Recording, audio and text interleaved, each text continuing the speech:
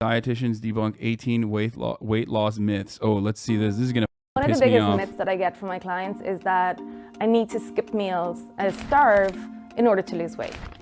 It's not true.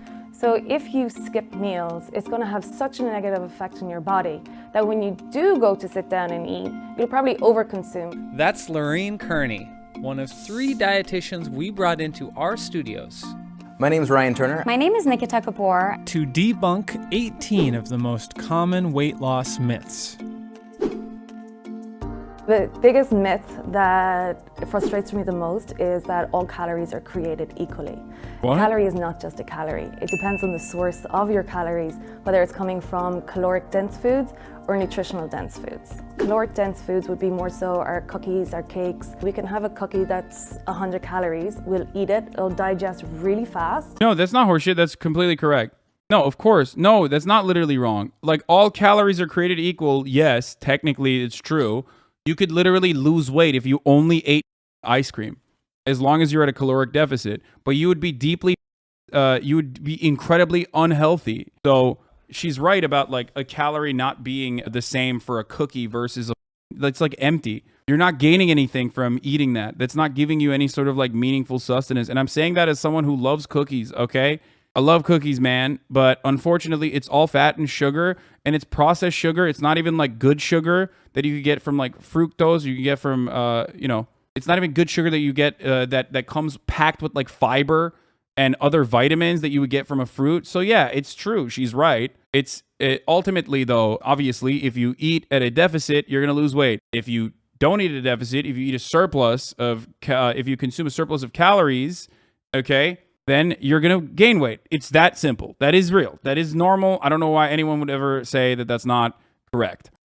Then it's going to spike our blood sugar levels, where when we start to crash again, we're going to crave more sugar for that energy pick-me-up. And that can make you gain weight. On the other hand, you can have a banana, which is an example of a nutritionally dense food. I get the question a lot, do bananas make you fat? Bananas do not make you fat. Bananas are a great source of potassium, but for those 100 calories, you're also going to get the fiber and the nutrients that your body needs on that cellular level to make sure that you are healthy and that you're nourished. And you definitely need to nourish your body But yes, bananas can make you fat.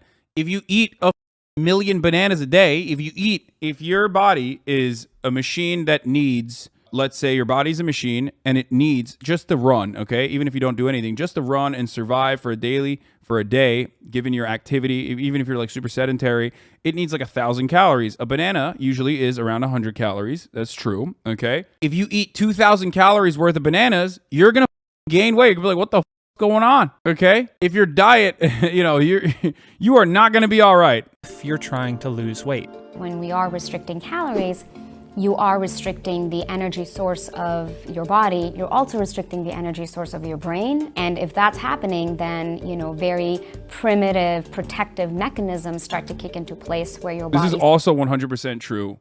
If you're at a severe deficit, your body will go into defense mode and will start burning protein instead, and you won't be able to burn fat. Like, she's right about this too. Like, your senses that these as are a correct. These are all physiological correct. threat and does takes. start to shift your metabolic balance to burn less because it's getting less. It's kind of like that budget, right? So if you have a paycheck and you're running out of funds, you're going to conserve how much you pay till your next paycheck.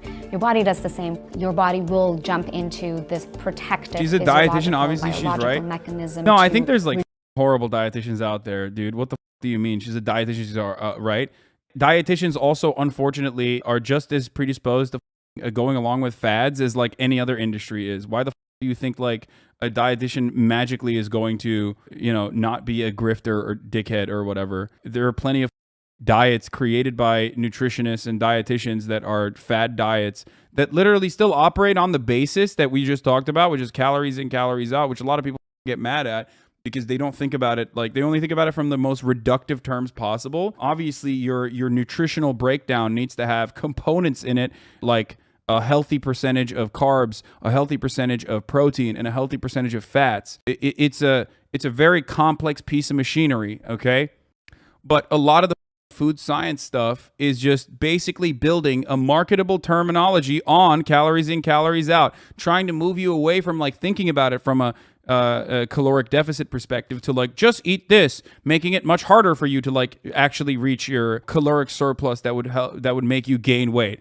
And that's all they're doing is like they're playing fast and loose with these sorts of terms specifically so they can sell you something a little bit different. Reduce the amount of energy you're using, which is why it is hard for people to maintain weight. And starving yourself can also shrink your muscles. You want to make sure that you're not eating less than 70% of your overall calorie needs.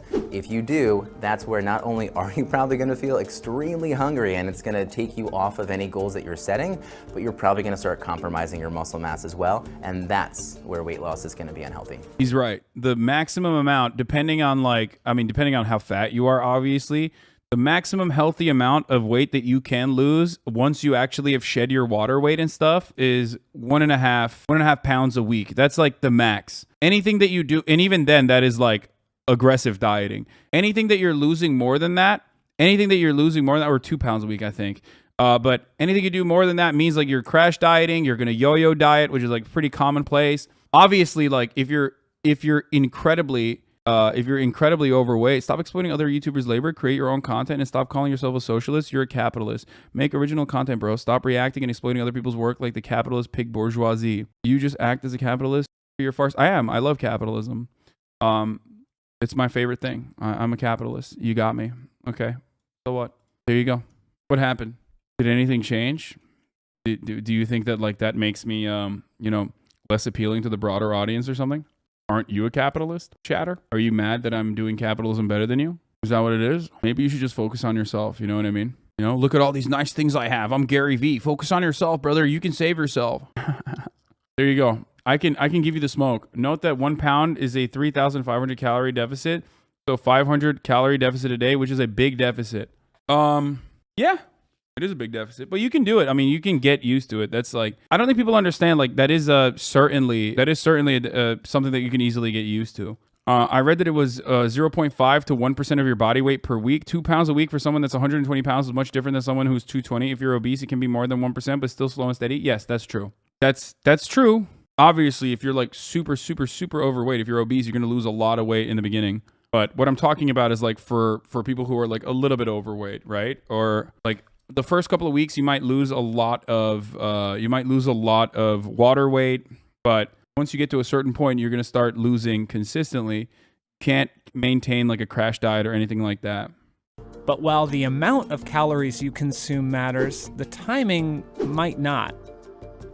Timing of meals is always a big question. That's awesome. Eating at night makes you gain weight. That's sick. I'm glad that they're shitting on that too. That's Everyone like a comes classic to me and they kind lie. of smirk and they think that I'm going to give them a thumbs up when they say, I don't eat after 6 o'clock or 7 o'clock. And I say, oh, all right. Do you enjoy that? And they say, no. And I say, well, then maybe eating after is okay. Because timing of day is not going to affect. Do you think intermittent fasting or OMAD is sustainable or a fad? Can it lead to increased BP and cholesterol? No, OMAD is not sustainable for many people. It was for me for many, many years, and it no longer became sustainable once I hit 30. And I realized that like I need to make changes. In a lot of instances, like the way I see it is the changes that you make from 1 meal a day to 3 meals a day are more so about like building habit, whatever is easier for you to do. You can do either, right? But there will be marginal differences, at least like with respect to your calorie burn, your daily calorie burn. But those marginal differences ultimately don't bear itself out in like super, super big changes anyway. Weight loss. Calories are what's going to affect weight loss or body fat loss. So if you eat a bunch of additional calories and you're in calorie surplus and those are coming late at night, then that's what's causing something like weight gain. And what about eating first thing in the morning? It depends on the body and it depends on the person. Like I don't eat breakfast. I don't need to eat breakfast. But it's not for everybody. I love breakfast. And I think like many people probably love breakfast too, but it's super easy for me to just like never eat breakfast. I don't eat until like around 2 p.m. As you guys know, literally at the top of the hour, there's a 60-second ad break. And also on top of that, you can avoid those ads, and that's usually around the time when I realize like, oh, ding, ding, ding, it's time for me to eat, okay? It's time for me to order food or it's time for me to make food and eat. You know, at the top of the hour, there's a 6-second ad break. And obviously in your daily diet, if you don't want to have the ad consumption, then there are things that you can do. For example, you can subscribe for $5 or for free with a Twitch Prime, or get gifted a sub if you are lucky. But if you're not lucky, you can make your own luck by, again, turning your your Amazon Prime account or someone else's Amazon Prime account into a Twitch account, Twitch Prime account, and connecting it and getting one free subscription a month. Here's the 1-minute ad break now. And their relationship with food. For a lot of people, me included, if I don't eat a meal, I usually feel like very deprived, and it's like I want to make up for it later. If that happens, then that's where we can add in like a lot of calories. Personally, I'm a huge advocate of breakfast. Our body. Dude, okay, I'm sorry, but like literally everything that they've mentioned is something that you could track with an application like MyFitnessPal, okay? Like all of this stuff, #ad, it's free, dude. What the fuck are you talking about? MyFitnessPal is literally free. It's free. You can buy the premium if you want, but it's free. It's a free application, okay? And it has like a pretty robust library of foods that you can easily just search and log in, okay? Which is what I have done for many years. My plate is better because it comes with a barcode scanner. MyFitnessPal has a barcode scanner as well. He's not going to get me, dude. Can't make me healthier. Yeah, you, dude. Not happening. If you have an eating disorder, stay off MyFitnessPal. Sure. If you have an eating disorder, obviously work with a professional, okay? On fuel, and food is our fuel. So if we have our breakfast, then we feel we have more sustained energy throughout the day. And if you do choose to eat breakfast, feel free to go for that 2% yogurt. Now, fat is incredibly necessary. We should not be afraid of fat. We need fat in the diet. Fat's going to be necessary for things like absorbing nutrients, like the fat-soluble nutrients like vitamin A and D and E and K.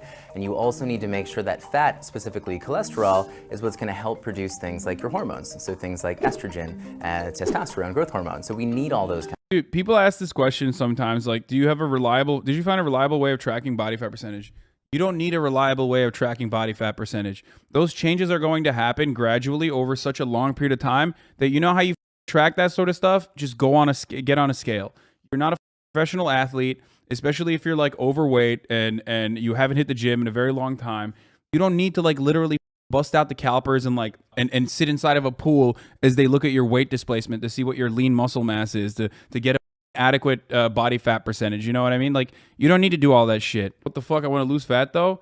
Yeah, of course. You're going to lose fat by dieting and working out. Okay? You don't need to be like 100% like on the dot. And no matter what you do, even if you go through like the athlete shit, even if you go through like the athlete treatment, it's still not going to be 100%. It is so.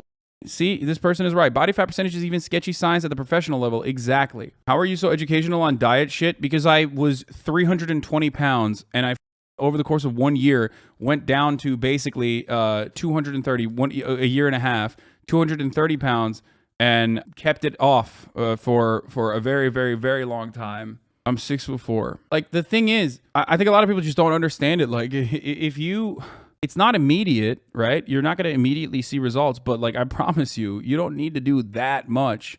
You don't need to go that crazy on, tracking your shit. Kind of things. Not only is fat healthy, but fat-free foods are often loaded with sugar or salt. So if you have a wholesome product and you're removing the fat of it, it's going to taste completely different. You probably wouldn't even like it, but what they're going to do is replace that flavor with something else. And usually it's either sodium or sugar. So with sugar, when we have like a yogurt that has the fruit at the bottom, they're gonna have way more sugars than if you had like a 2% Greek yogurt. And as it turns out, but 2% Greek yogurt is dog shit. So like obviously I would rather get 0 fat Greek yogurt, or maybe even 2% Greek yogurt with like, that's another thing I eat all the time. Like one of my favorite things to eat is like Greek yogurt with honey. 180 calories is like 2% Faya Greek yogurt with honey, and I like it. It's like I even sometimes prefer it to the Halo Top ice cream or whatever. It's a good way to substitute, What the bro, Greek? I mean, it's Turkish yogurt, bro. Don't worry, brothers. I am just lying. I'm telling these American kafirlere yalan söylüyorum abi. Türk yoğurtu aslında. Yoğurt. Out, fat isn't the only nutrient you can keep in your diet and still lose weight. One of the biggest myths I get about carbs is that you must omit them from your diet. to lose weight, or my body doesn't digest them. These types of people just encourage people into orthorexia, just focus on protein, overall calories, and do cardio, even walk, the weight will come off. I mean, it's not that simple. And some people might like the structure that, tracking your calories offers you. I certainly do, which is why I, hype that up. And I tell you, like, everyone's different, obviously, but for me, this is what works. Well, and I have to omit them because I never lose weight unless I restrict myself. It's not true. And it's just not sustainable. If you omit carbs from your diet, you will lose weight. I had like 3,000 calories on keto and still lost weight. Dude, no, that's not true. That just simply means that you are incredibly active, probably, without even realizing, or you have you have an insane metabolism, okay? Your resting metabolic rate is like super fucking high regardless. That's the only reason why you lost weight. You didn't lose weight because it's like you didn't lose weight because you cut carbs out, okay? Like, you might think that, but that's not what happened. If you got serious about weight loss, you would lose weight so incredibly fast. It took me 7 months, but it felt like a moment because I was affirmed and dedicated. Okay. You're thinking that it's a certain way, but actually it's not. Or you're just like counting your calories wrong, one or the other. But yeah. It's almost impossible to have a no-carb diet. Fruits and vegetables are known as carbohydrates. That's also and true. We must get those for their nutrients. Why carbs have a bad name? It's because of the simple carbs. The carbs that you see prepackaged that are the cookies, the cakes, the sodas, the potato chips, they're called simple carbs because calling anything diet related a gateway to orthorexia is so toxic. Yeah, I know. But what are you going to do? Whenever this issue comes up, there's going to be a lot of people who are like violently against it. I mean, there's so much literature on the matter that is, I think, straight up damaging from the like anti-diet activists that I think is like ridiculous. And that's partially because like the body is incredibly complicated. It's an incredibly complex machine, dude. And you're trying to be as reductive as possible to reach the broadest audience. Obviously, it's going to come across as like silly if you say certain things, but it's just, counting macros and maintaining like a specific percentage of my calories, making sure that a specific percentage of my calories was at least consumed through protein. Or was protein is actually what is like the most consistent thing. Why is calories in it? Calories not controversial? It's not. I don't think it is. On keto, I lost 60 pounds in 5 months. People misconstrue you need 0 carbs, but you can only eat around 20 grams a day. You basically get all that from nutrient-rich foods. Hasan, you still fast, right? No, I don't fast anymore. I eat lunch and I eat dinner. The chemical structure of them is usually 1 to 2 glucose molecules put together. So when you have like a small little glucose molecule, it's easy for them to break away. But with our complex carbs, they are really long chains of carbon that this is a really good video, by the way. Carbon long. And then by the time that your body starts to break it down, it's going to take a while. And that's exactly what we want because it helps balance our blood sugar. And also that fiber keeps us full for longer and then also prevents us from snacking. So eat your carbs. Definitely eat your carbs and eat your bread. Bread's delicious. It's like one of my favorite things. And she has a pro tip for finding bread with more complex carbs. Read your ingredient list. Skipping breakfast is considered intermittent fasting? No, it's not, dude. What the fuck? Yeah, dude, it's intermittent fasting. You're right. Yeah, just my window happens to be the entire day after like 12 p.m. What's my window? Just a whole day, just not breakfast. Oh, okay. With bread, it's a lot of those mass-produced breads that are in the bread aisle that are shelf-stable. They can last a month without getting mold on them. And when you look at the ingredient list, it's probably about 50 ingredients long. They're the ones we want to avoid. When you're getting bread, get the fresh bread that comes from the local bakery, which is usually around the deli counter area inside grocery stores. Those will have maybe 4 or 5 ingredients. It'll mold after 2 days, but you can preserve it by just putting it into the freezer and take it out as you need it. I used to be orthorexic, recovering from anorexia now. Orthorexia is having a breakdown over not being able to get the food scale to hit exactly 100 grams of cottage cheese. 101 or 99 grams would mess up my insane macro requirements / spreadsheet. It's more than counting calories. I mean, counting calories can be a gateway into orthorexia, which is what that person was stating. But again, that's why if you have like an eating disorder, you definitely should consult a professional and not some dingus like myself on the internet. And the thing about bread, I don't agree with. I mean, I love bread. I'm Turkish. We eat bread with every meal. Do you train on an empty stomach? Yes, I do. That stuff is like super easy to change. Like being able to train on an empty stomach, being able to run around on an empty stomach is super. It's just like something that you can absolutely build a habit into if you want to. You don't have to. But anyway, with respect to bread though, I'm not too fond of bread personally, but that's my own personal choice. And speaking of bread, what about going gluten-free to lose weight? Gluten-free for weight loss can be a huge marketing ploy. So with gluten-free, there are a lot of people that do have an intolerance to gluten, or they have celiac disease, which is where the body starts attacking itself and can deteriorate the body. But there are also people without these conditions I gotta pee, I'll be who are back. looking to Blame something like the gluten without checking the rest of their diet. If you are honest with yourself, recording your food, checking the ingredients, and then you eat the gluten and you feel the intolerance, then great. But a lot of people will choose to just jump in and being like, gluten's the enemy. So most of us don't need to cut out gluten or fat or carbs to lose weight, but there are some products better left on the shelf. The diet sodas are terrible with all the additives, preservatives in them, and the hidden sugars. A lot of the added sugars or the synthetic sugars that are supposed to be great because they don't release insulin, which then doesn't cause a spike in blood sugar levels. But internally, if we don't stimulate the release of insulin, those sugars, the synthetic sugars, go to the liver, build up around the liver, hinder the functioning of the liver, and then can lead to non-alcoholic fatty disease. If I'm gonna have a soda, which I have once in a blue moon, it will be the real thing. Yes, there's more sugar in it, but it's something that I don't have on a regular basis. Better yet, she says, drink water. Jazz up your water, add fruit to it. Add some mint or cucumber, lemon. Did I walk away at the best time or what, dude? Did I walk away to take a little pee-pee at the best time? Myth 9, diet soda helps you lose weight? How dare you? How dare you, dude? How dare they come at me like this? Hidden sugars. A lot are terrible with all the additives, preservatives in them. I'll fight you. And the hidden sugars. A lot of the added sugars or the synthetic sugars that are supposed to be great because they don't release insulin, which then doesn't cause a spike in blood sugar levels. But internally, if we don't stimulate the release of insulin, those sugars, the synthetic sugars, go to the liver, build up around the liver, hinder the functioning of the liver, and then can lead to non-alcoholic fatty disease. If I'm gonna have a soda, which I have once in a blue moon, it will be the real thing. Yes, there's more sugar in it, but it's something that I don't have. That's psychotic, dude.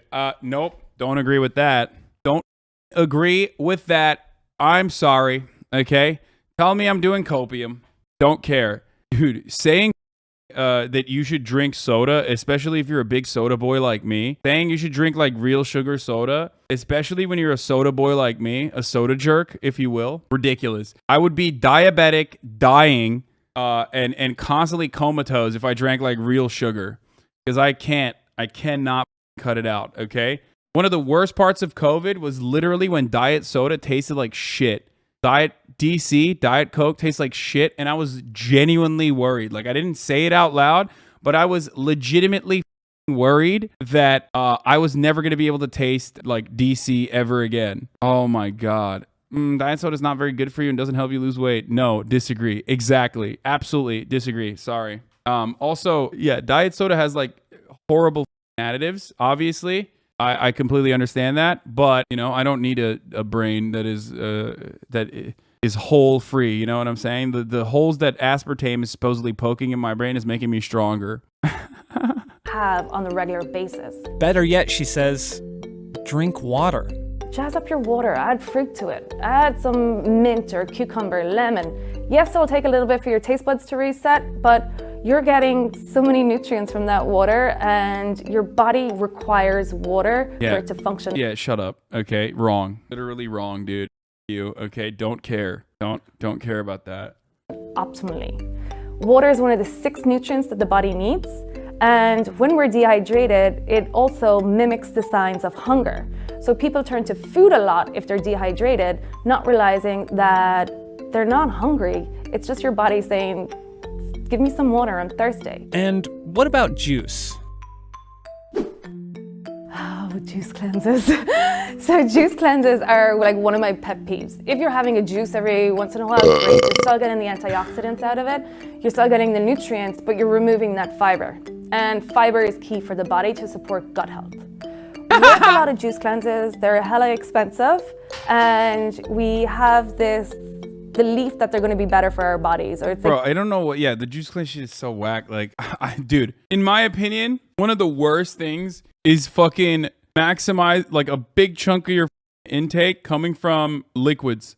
I hate it. Like, I know you can put fiber in it, but it still makes me not feel full usually. Some of it doesn't even have fiber in it. I just don't. I hate like all this shit. This shit's so stupid. the cleansing effect of our body. Realistically, what's happening is that when you have those juice cleanses that are mostly coming from like fruit sugars and then the vegetable sugars, it's a high amount of fructose in the body. When the body consumes excess fructose, it has a spasming effect of the GI tract. That can lend to the cleansing effect. So that when we are actually having a reaction to the high amounts of fructose in the body, people think it's the cleansing effect because the marketing ploys have led us to believe that way. But it's not. But you would be better cleansing your body by actually eating the apple, eating the spinach, and eating all the other fruits that are in that cleanse. That would be better for you because fiber is our natural detox. What it does is it goes through the body, picks up like excess fat, metabolic waste, and help cleanse it out. But juice cleanses aren't the only diet fads that don't often work. Intermittent fasting is probably a question I get all the time. We can kind of put it in that myth category. Now, it can restrict calories and at least temporarily help you lose weight. If you're only allowed to eat food for 8 hours, that just gives someone a lot of structure, and that can be very, very helpful. Pass You can only intermittently get so lose weight. Why are you guys saying papela? No, dude, it doesn't work for everyone. Chat, it does not work for everyone. Okay, I don't know why you guys are saying papela to it. Okay, like they already talked about like you shouldn't skip breakfast. Okay, it worked very well for me. I told you guys this already. It worked a lot. It worked really well for me to maintain the caloric deficit that I needed to be at, and it got me to combat. My binge eating. But now I'm able to eat like 2 meals a day without having any sort of issues. Why? Because I changed my habit. I realized that intermittent fasting was not working for me for some reason. Okay. So I changed my habit, and now I don't do it anymore. Okay. I don't do it anymore, and it's good. Now this is working better for me. There's a ton of evidence for it working. Of course, not for everyone. If it's wildly effective in people with 2TD, type 2 diabetes. Intermittent fasting is effective because it allows you to lose weight, because it's harder for you to shove 3,000 calories down your goddamn gullet, and it stops you snacking in between meals. If you have an issue with snacking, okay, if you have an issue with binge eating, then it's good. It's not for everybody, but it worked incredibly well for me. But most importantly, it was because I was able to achieve the calories in, calories out easily by fasting. But it also made me realize, it's portion control, but it also made me realize I was eating big meals, right? Like I realized that it was making me reliant on spiking my insulin levels, and like that feeling that I got of like, oh man, I just ate like the fattest meals. I ate the fattest meal, and it made me feel good, and I was like craving that like big ass meal. So in moments where I actually didn't do intermittent fasting or like broke down, I literally would have 2 big ass meals a day or 3 big ass meals a day. It made it so much more dangerous for me. Okay, I was craving that like crack cocaine style feeling after eating a fat meal. All right. Hasan used intermittent fasting correctly as it restricts the amount of time you're eating. What this dietitian will most likely say is that it has not been proven to burn excess fat due to fasting for 16 hours. Yeah. I'm not giving you like additional thing. I'm never like giving you fad diet shit. Okay. I'm talking about pretty basic, pretty normal, pretty understandable, easily understandable concepts here. The only reason why intermittent fasting worked for me originally was because it made me combat my binge eating, it made me stop snacking, and it made it easier for me to control the amount of calories that I was having, okay? And it made me easier to do calories in, calories out. That's it. But it also has a tendency to make your binge eating worse because your body is used to just like getting that big hit once you eat that big ass meal. So when it breaks down or when it falls apart, oh my Lord, dude, you're eating 2 big ass meals and 3 big ass meals a day. Did the same thing 3 years ago, which is like super high for me. It's like when I was 246, which is like super high for me. It's like the highest I've been in a very long time. I'm out of control. I'm really fat at 246.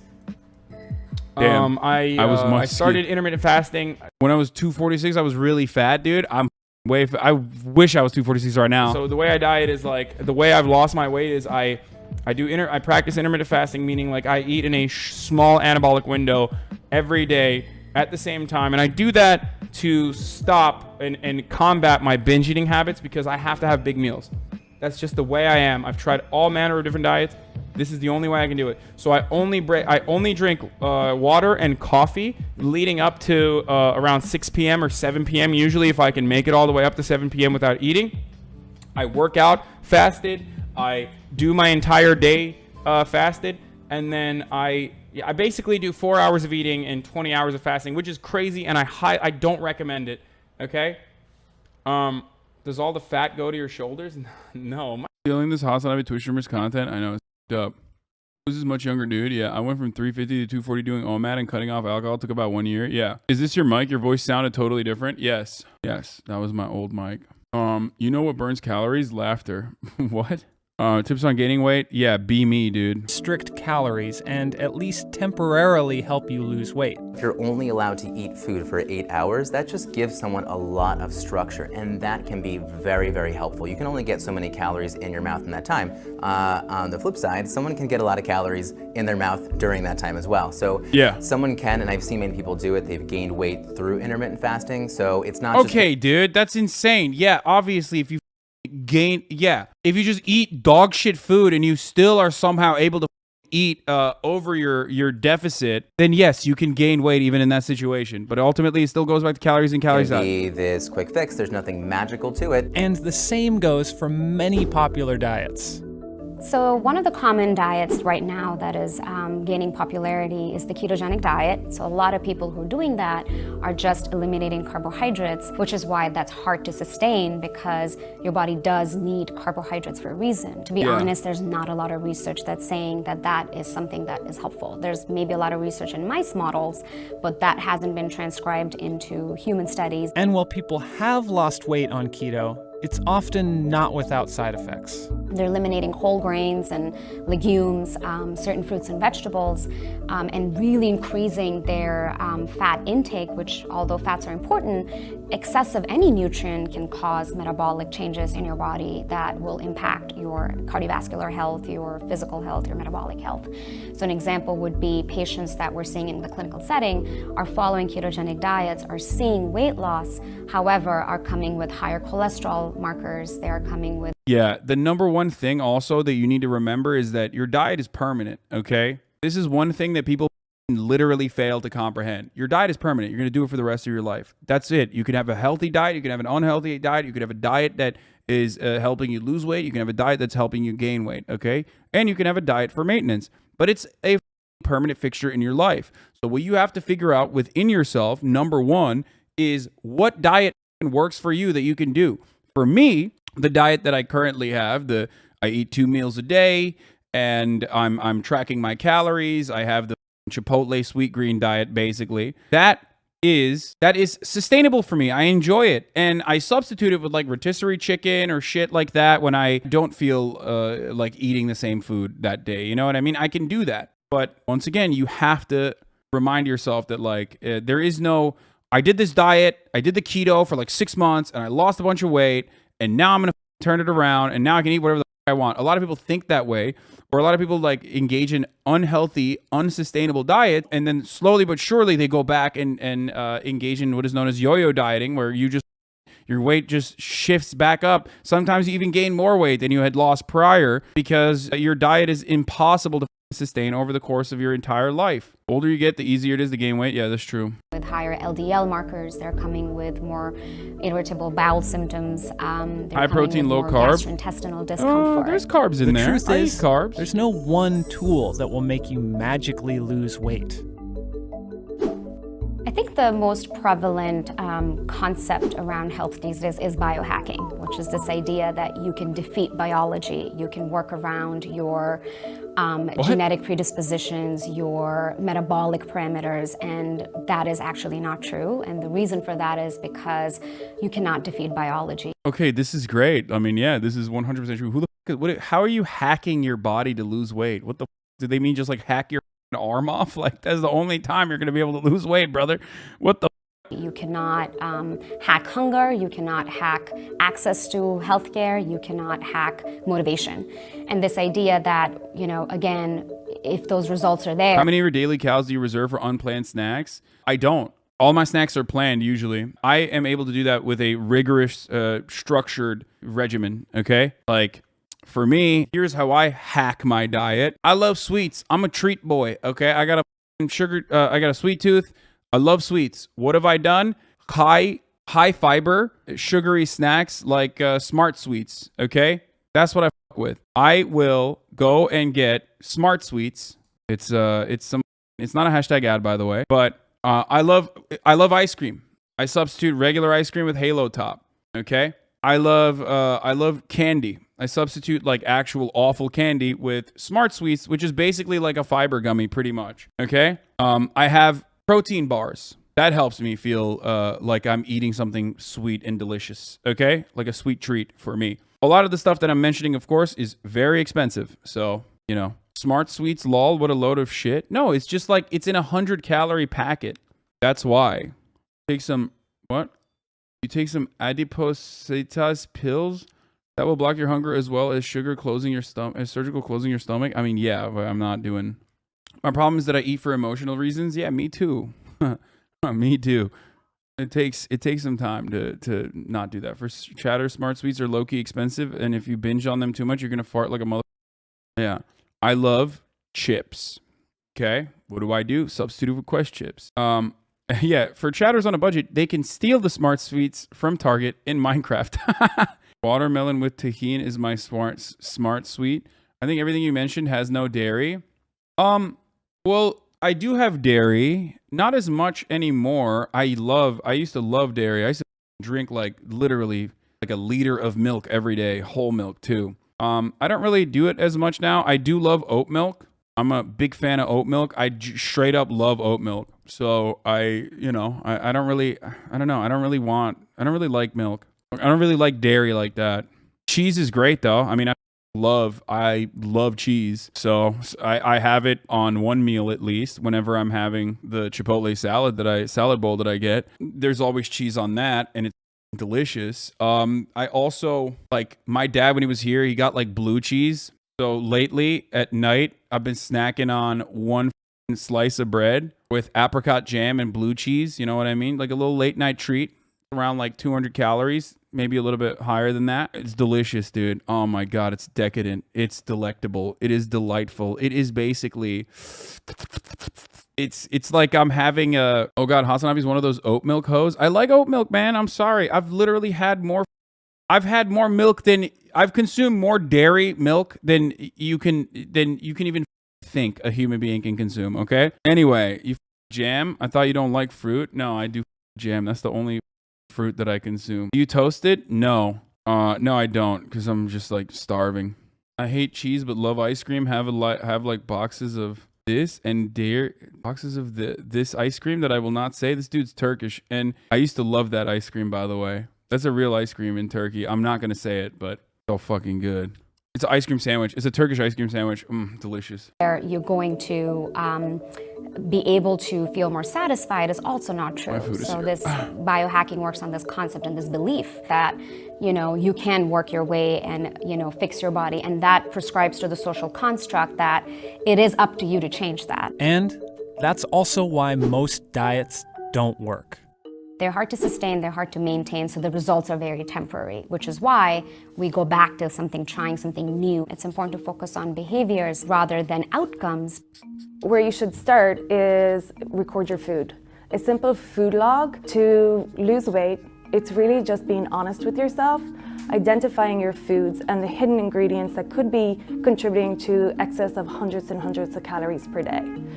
Take olive oil. Olive oil is great, But when we cook with it, we usually free pour it into a pan. Each tablespoon of olive oil has 128 calories. Now, if you're pouring in like 6, 7, 8 tablespoons with your vegetables, you're getting almost like 1,000 calories that you don't need. So, pro tip for cooking with olive oil. Put it in, wait till your pan is hot.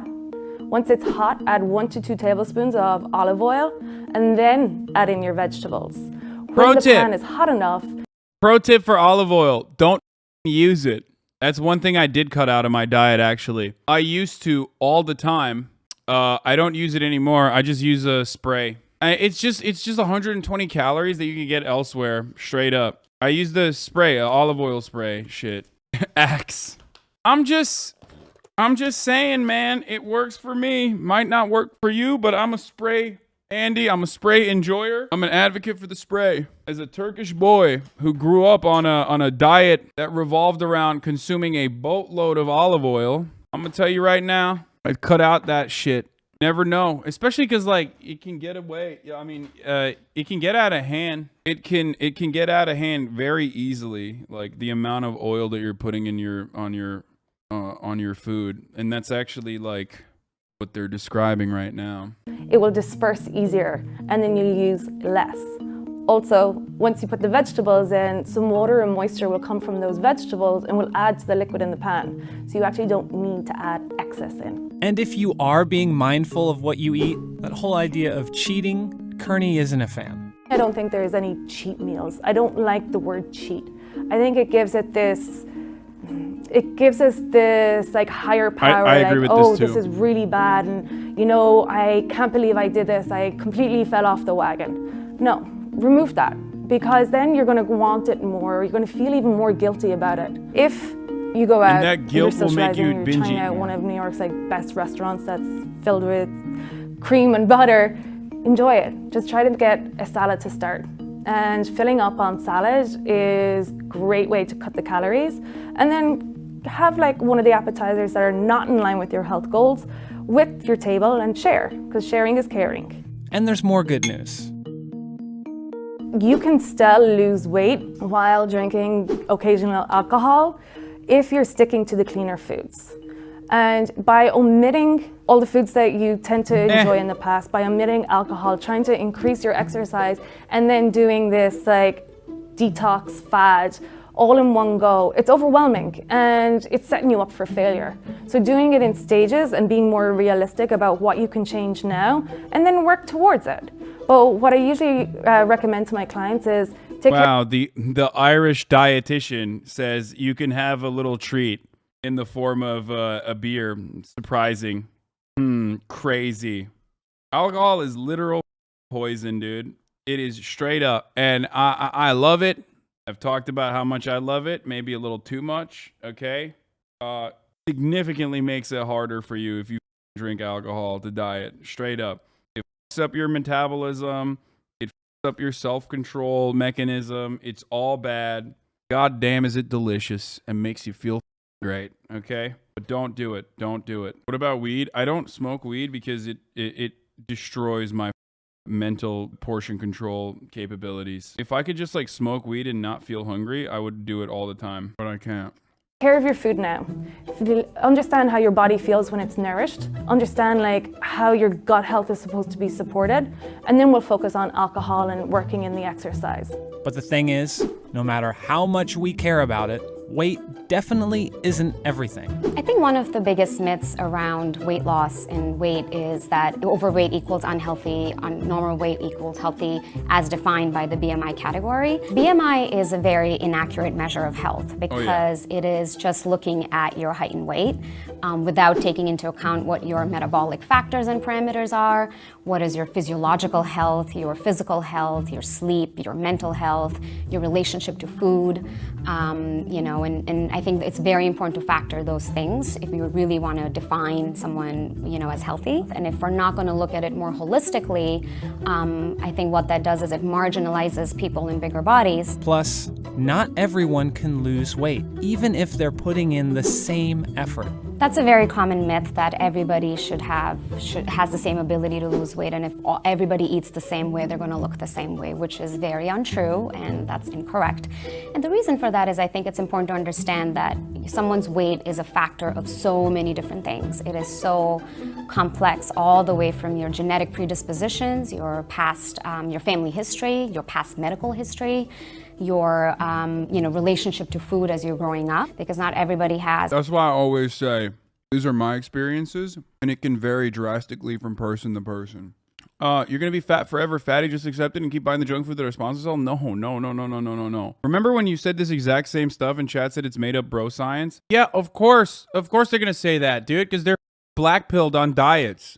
Luckily, they're not black-pilled on incel doomerism for like the interpersonal relationship between like men and women, but they're black-pilled on diets where there's like no Access to food, because health is about inclusion, access, connection, joy, physiological well-being, and we have to take those factors into account.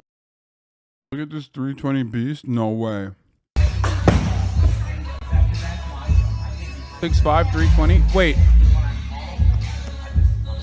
Okay, to be fair, he's double jointed. He has hyperlaxity. Why do I know that? Because I have it as well. I'm 6'4", and even when I was 320 pounds, I was capable of doing, well, not 320 pounds, but like I was capable of doing most of the shit. I don't think I could do that. I don't think I could go that far, but that is super easy. Like this. That I can do as well. That I cannot do.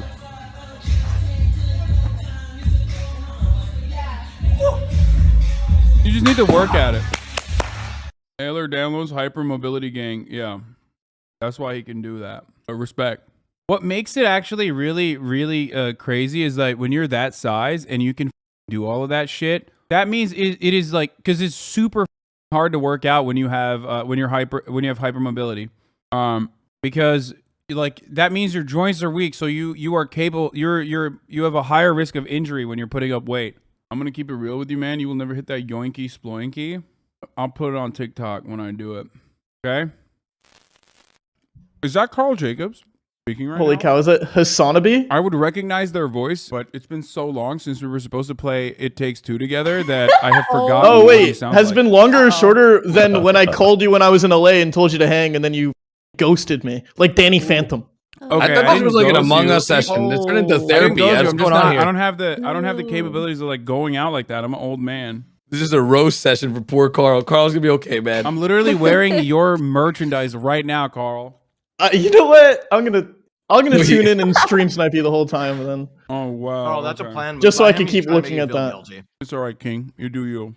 Hey, if you like this video, please subscribe and hit that bell so you don't miss out on any future videos.